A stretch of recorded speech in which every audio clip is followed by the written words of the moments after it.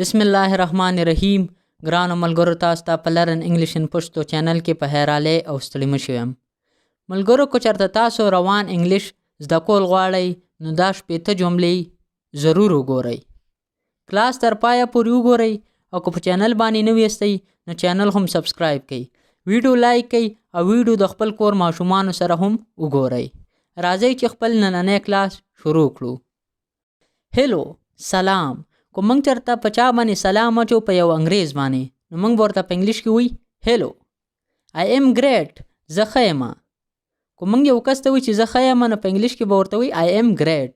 آی ایم فاین وغیره دا هم ټیک دي، خو آی ایم ګریټ دا یو بې مثاله جمله ده. ټایم از اپ، وخت پوره شو. که موږ یو کس ته وایي چې وخت اوس پوره شو نو په انګلیش کې به ورته وایي ټایم از اپ. ټایم از اوور، وخت ختم شو. که موږ یو کس ته وایي چې وخت ختم شو نو په انګلیش کې به وایي ټایم از اوور. کم کویکلی، زر راشه. که موږ چېرته یو کس ته وایي چې زر راشه نو په انګلیش کې به ورته وایي کم کویکلی. ډونټ موو، حرکت مه کوه. که موږ چېرته یو کس ته وایي چې حرکت مه کوه نو په انګلیش کې به ورته وایي ډونټ موو. سلیپ ټایټ، ښه خوب وکړه. که موږ چېرته یو میلمه ته وایي یا یو موږ سه یو کس راغلی چې هلکه ښه خوب وکړه نو په انګلیش کې به ورته وایي سلیپ ټایټ. ډونټ شوټ، چغې مه وهه. که موږ یو کس ته وایي چې چغې مه وهه نو په انګلیش کې به ورته وایي ډونټ شوټ. آی فینسی یو، زه تا خوښومه. که موږ چېرته یو کس ته وایي چې هلکه تا زه خوښومه، تا سره مې لګي نو په انګلیش کې به ورته وایي آی فینسی یو. آی ایم پریټي سیک، زه ډېر سخت بیمار یم. که موږ چېرته یو ډاکټر ته وایي یا یو بل کس ته وایي چې هلکه زه خو ډېر سخت بیمار یم نو په انګلیش کې به ورته وایي آی ایم پریټي سیک. ډو یور بیسټ، خپل ټول کوشش وکړه. که موږ یو کس ته یو څه کار حواله کړی او موږ ورته وایي په دې باندې خپل ټول کوشش وکړه یا ډېر کوشش وکړه نو په انګلیش کې به ورته وایي ډو یور بیسټ. آی ډونټ کیر، زه پروا نه لرم. که موږ یو کس ته وایي چې د دې شیز یا د دې کار په باره کې زه هېڅ پروا نه لرم نو په انګلیش کې به وایي آی ډونټ کیر. ټیسټ اټ، خوند یې وګوره. که موږ سره یو څیز راسئ، خوراک وغیره، او موږ یو کس ته وایي چې د دې خوند چک کته نو په انګلیش کې به ورته وایي ټیسټ اټ. شو می، ما ته وښیه. که یو کس سره څه ورسئ او موږ ورته وایي چې هلکه دا ما ته وښیه نو په انګلیش کې به ورته وایي شو می. هاو سیډ، څومره دردونکي. که موږ یو څیز سیکو چې هلکه دا څومره دردونکی شی دی نو په انګلیش کې به وایي هاو سیډ. کم بیک، بیرته راشه. که یو کس چېرته یو ځای ته تللی او موږ ورته وایي چې هلکه بیرته راشه، واپس راشه نو په انګلیش کې به ورته وایي کم بیک. آی نیډ، زه ضرورت لرم. که موږ یو کس ته وایي چې زه د دې څیز ضرورت لرم نو په انګلیش کې به ورته وایي آی نیډ. آی نو، زه پوهیږم. که موږ یو کس ته وایي چې زه پوهیږم په دې څیز باندې نو په انګلیش کې به وایي آی نو. وین ویل یو ارایو، ته به کله راورسې. که موږ یو کس ته وایي چې هلکه ته به څه ټیم له راورسې یا کله به راورسې نو په انګلیش کې به ورته وایي وین ویل یو ارایو. آی ویل ارایو بای ټمارو، زه به سبا پورې راورسم. که موږ ورته بیا په جواب کې وایي یا هغه موږ ته په جواب کې وایي چې زه به سبا پورې راورسم نو په انګلیش کې به وایي آی ویل ارایو بای ټمارو. هاو اولډ آر یو، ستا څومره عمر دی. که موږ د یو کس نه پوښتنه کوو چې ستا څومره عمر دی نو په انګلیش کې به ورته وایي هاو اولډ آر یو. آی ایم 20 ایرز اولډ، زه د 16 کالو یم. که بیا موږ یو کس ته وایي چې زه د 16 کالو یم، د موږ نه چا تپوس کړی نو په انګلیش کې به ورته وایي آی ایم 20 ایئر اولډ. ویر ډو یو وانټ ټو گو، ته چېرته تلل غواړې. که موږ یو کس ته وایي چې هلکه ته چېرته تلل غواړې نو په انګلیش کې به ورته وایي ویر ډو یو وانټ ټو گو. آی وانټ ټو گو ټو د مارکیټ، زه بازار ته تلل غواړم. نو که موږ یو کس ته وایي چې زه بازار ته تلل غواړم نو په انګلیش کې به ورته وایي آی وانټ ټو گو ټو د مارکیټ.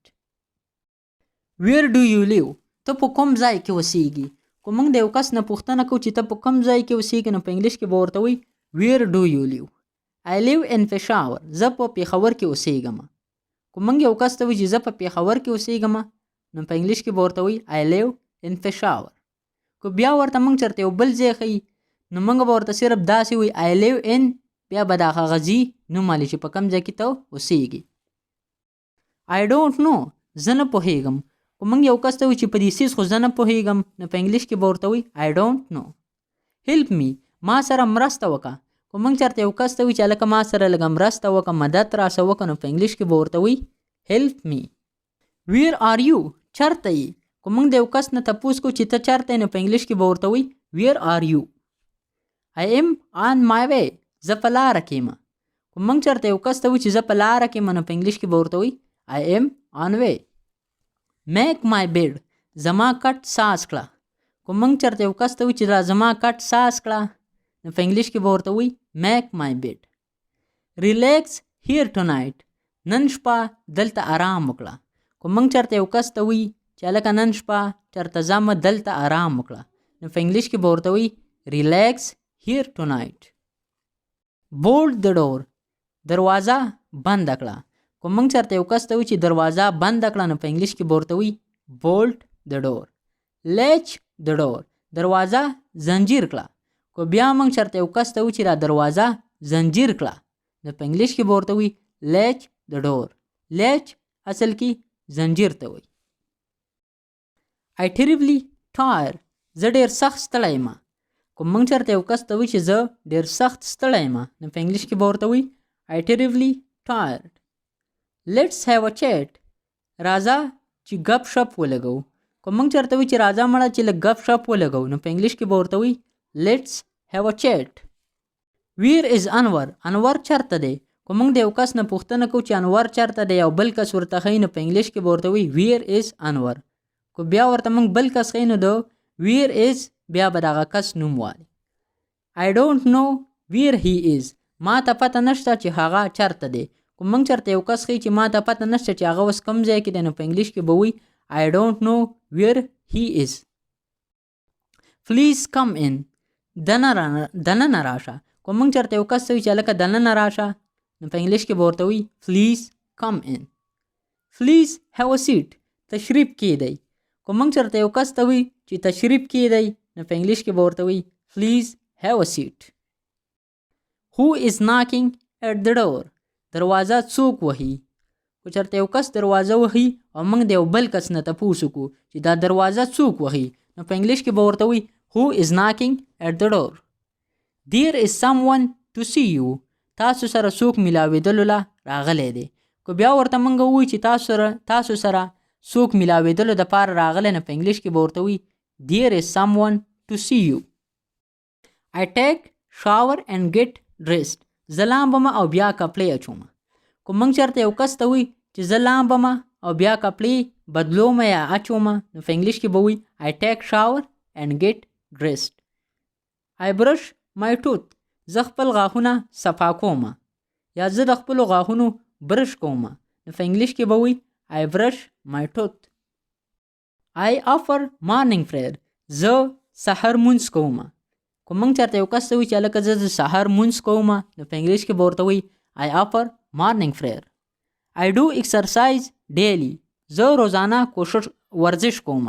خو موږ چېرته یو کس ته وي چې زه روزانه ورزش کوم نو په انګلیش کې به ورته وي I do exercise daily. I wake up early in the morning زه سحر وختي پاسم. خو موږ چېرته یو کس ته وي چې زه سحر وختي پاسم نو په انګلیش کې به ورته وي I wake up early in the morning. I turn off my alarm زه خپله ټلۍ بندوم. خو موږ چېرته یو کس ته وي چې زه خپله ټلۍ په موبایل یا په وغیره څیز باندې بندوم نو په انګلیش کې به ورته وي I turn off my alarm. bring me some more tea ما له لږ نور چای راوړه. خو موږ چېرته یو کس ته وي چې هلکه ما له لږ نور چای راوړه نو په انګلیش کې به ورته وي bring me some more tea. I will dine out today نن زما خوړه بهر ده. خو موږ چېرته یو کس ته وي چې نن زما خوړه بهر ده یا خوراک به نن زه بهر کوم نو په انګلیش کې به وي I will dine out today. bring me a cup of tea ما له یو پیالی چای راوړه. خو موږ چېرته یو کس ته وي چې هلکه ما له یو پیالی چای خو راوړه نو په انګلیش کې به ورته وي bring me a cup of tea. the spoon is dirty or not clean خو موږ یو کس ته وي چې مطلب چمچه ګنده ده. په انګلیش کې به ورته وي the spoon is dirty. داسې هم ویلی شو او موږ داسې هم ویلی شو the spoon is not clean. would you have take tea or coffee؟ ته چای څکي کو کافي. کو موږ چېرته د یو کس نه پوښتنه کوو چې هلکه ته به چای څکي کو کافي څکي، نو په انګلیش کې به ورته وي would you have take tea or coffee؟ pour some tea in this cup. په دې پیالۍ کې لږ چای واچوه. که موږ چېرته یو کس ته وي چې هلکه په دې پیالۍ کې لږ شانته چای واچوه، نو په انګلیش کې به ورته وي pour some tea in this cup. what sweet dishes do you have؟ تاسو سره خواږه څه دي؟ که موږ چېرته دکان ته لاړ شو یا هوټل وغیره ته لاړ شو او موږ د هغو نه پوښتنه کوو چې تاسو سره خواږه کوم څیزونه دي یا څه درسه دي، نو په انګلیش کې به ترې تپوس کوو what sweet dishes do you have؟ you ate hardly anything. تا خو څه خوړلي هم نه دي. که موږ چېرته یو ځای کې خوراک کوو او موږ یو کس ته وایو چې تا خو مړه هېڅ هم نه دي خوړلي، نو په انګلیش کې به ورته وایي you ate hardly anything. let's have breakfast together. راځئ موږ په شریکه ناشته کوو. که موږ چېرته خپلو ملګرو ته وایو چې راځئ موږ په شریکه باندې ناشته کوو، نو په انګلیش کې به ورته وایي let's have breakfast together. just taste it. دا صرف وڅکه. که موږ سره یو څیز راسئ او موږ یو بل ملګري ته وایي چې دا صرف لږ وڅکه، نو په انګلیش کې به ورته وایي just taste it. have you had your breakfast؟ آیا تا ناشته کړې؟ که موږ چېرته د یو کس نه پوښتنه کوو چې آیا تا ناشته کړې ده، نو په انګلیش کې به ورته وایي have you had your breakfast؟ prepare the breakfast. ناشته تیاره کړه. که موږ چېرته یو کس ته وایو چې هلکه ناشته تیاره کړه، نو په انګلیش کې به ورته وایي prepare the breakfast. I am feeling hungry. زه لوږه محسوسوم یا زه وږی یم، نو په انګلیش کې به وایي I am feeling hungry. what will you like to eat؟ ته به څه خورې؟ که موږ د یو کس نه پوښتنه کوو چې هلکه ستا څه خوښ دي یا ته به څه خورې، نو په انګلیش کې به ورته وایي what will you like to eat؟ I like grilled chicken very much. زه د تندور چرګ ډېر خوښوم. که موږ چېرته یو کس ته وایي چې زه د تندور چرګ ډېر خوښوم، تندور چرګ هغه دی دا چې کله په ګریل باندې یعنې په تنور کې پوخ کي. نو که موږ چېرته یو کس ته وایي چې زه د تندور والا چرګ ډېر خوښوم، نو په انګلیش کې به ورته وایي I like grilled chicken very much. I like gravy so much. زه شوروا ډېره خوښوم. ګریوي اصل کې شوروا ته وایي. که موږ چېرته یو کس ته وایي چې زه شوروا ډېره خوښوم، نو په انګلیش کې به ورته وایي I like gravy so much. There were 7 items at their marriage. د هغو په واده کې 7 قسمه خوراک و.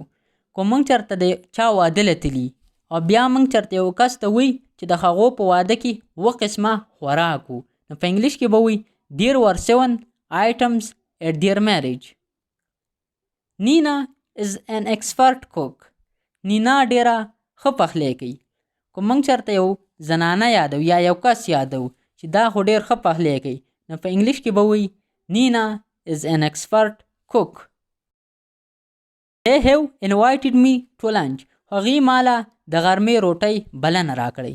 که موږ له چېرته یو کس بلنه راکړي د غرمې روټۍ لپاره، چې مطلب موږ یو کس یادو چې مطلب هغو ماله د غرمې د روټۍ دپاره بلنه راکړې، نو په انګلیش کې به وایي They have invited me to lunch. دا ده نه دی، دا دی دی. Please have your dinner with me. ته ما سره د ماښام روټۍ وخوره. که موږ چېرته یو کس سره میلاو شي چې هلکه راځه ما سره د ماښام روټۍ وخوره، نو په انګلیش کې به ورته وي Please have a dinner with me. ملګرو دا زموږ نننی یو مهم کلاس. امید کوم چې تاسو به د دې کلاس نه ډېره فایده اوچته کړي. ملګرو په دې کلاس کې ما تاسو ته 8 هغه جملې راوړې وي کومې چې د انګلیسۍ د روانېدو دپاره ډېرې اهمي. که چېرته تاسو دا 8 جملې یادې کړي، نو زه امید کوم چې تاسو به روان انګلیش ویلی شئ. ملګرو زموږ چینل سبسکرایب کړئ، ویډیو لایک کړئ او خپلو ملګرو سره شیر کړئ. ملګرو اوس ماله اجازت راکئ. انشاءالله تاسو سره به په یو بل نوي کلاس کې ملاقات کیږي. د الله په امان. د خپل ځان ډېر خیال ساتئ.